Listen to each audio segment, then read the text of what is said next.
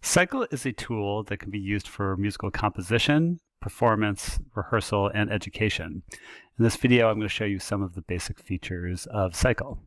So after we open up the application, we can see our controls here on the bottom part of the screen. The first thing we're going to want to do is establish a MIDI port. I'm going to use from Cycle 1, and I'm going to have this feed sounds in Ableton Live. And we have to make sure here we can have MIDI from all ends, or if I want to actually choose Cycle 1, I could do that too. So now we're going to, the track is in record enable mode, so now we should be able to hear notes that happen. First thing we can do, we can reset Cycle here. We see our playhead and the circle on which we will place events. Start stop button and restarting from the beginning, the cycle length, and we can start it up. We can see the playhead starting to move around the circle. If we want to restart it from the beginning, we could just hit that button. The cycle length is how long it takes for one full revolution, so I can change it to, and this is in milliseconds. Could slow it down, or it could be quite fast. I'll put it at 2100. Refresh gives us new if we changed the MIDI ports and we needed to see them in this menu. We can hit that button. These are the MIDI channels that that the information will send on, and the pitch offset corresponds to the MIDI note that will be played. The way Cycle works is that it plays notes based on layers, and so you input notes on a layer, and then the pitch that will be output, the MIDI pitch that will be output, depends on that pitch offset. So layer 1 corresponds to MIDI note 36, layer 2 MIDI note 37, 3 38, etc. And the way that there are various ways we can add notes to a layer. So first of all, we choose which layer we're going to write into through this interface right here, and we can view either individual layers or all of them at once.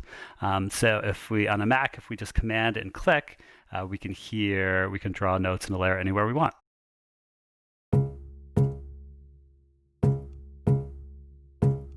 And if I want to add a layer 2, another option is to create a tuplet, so we can divide the circle into even intervals.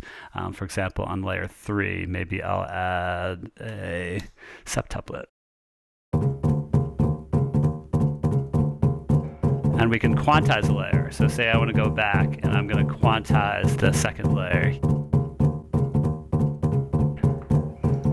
5.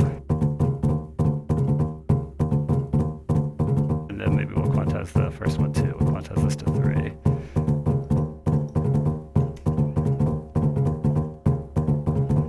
So this is a cool way to investigate polyrhythms.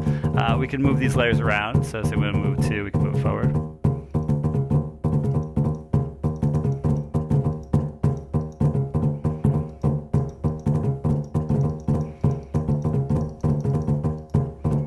We can move it back to the way I want if we want to quantize it.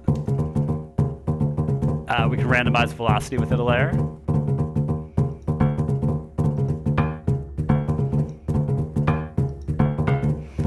And then we could also, if we'll add one more layer here.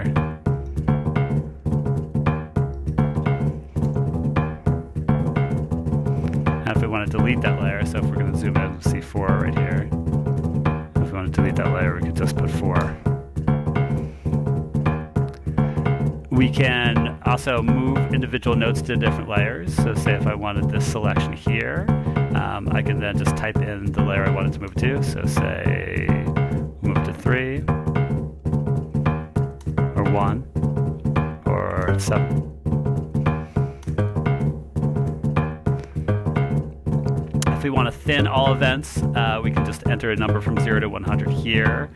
0 meaning no thinning, 100 meaning maximum thinning. So say we want to take about a third of this out. And then we can affect note duration as well here. These for all events.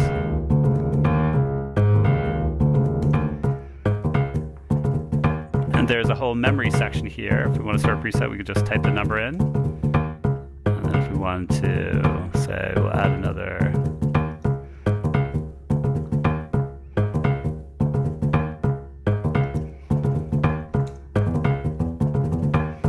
We can add this one.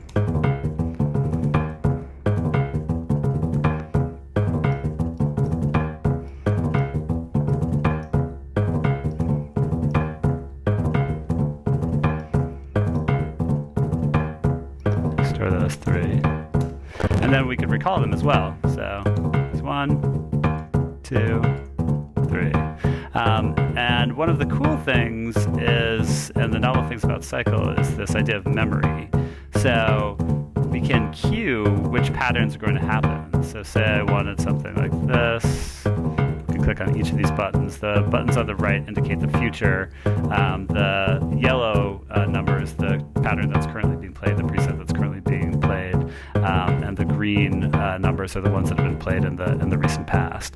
So if we're going to, we can change, so we can cue this up, and we can either iterate through this manually,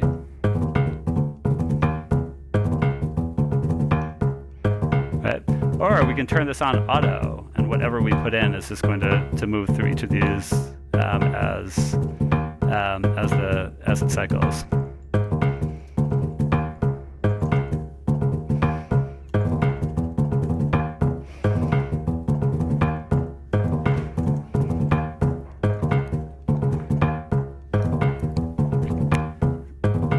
And then in terms of manual controls, so hovering over we talked about command clicking before to add a point.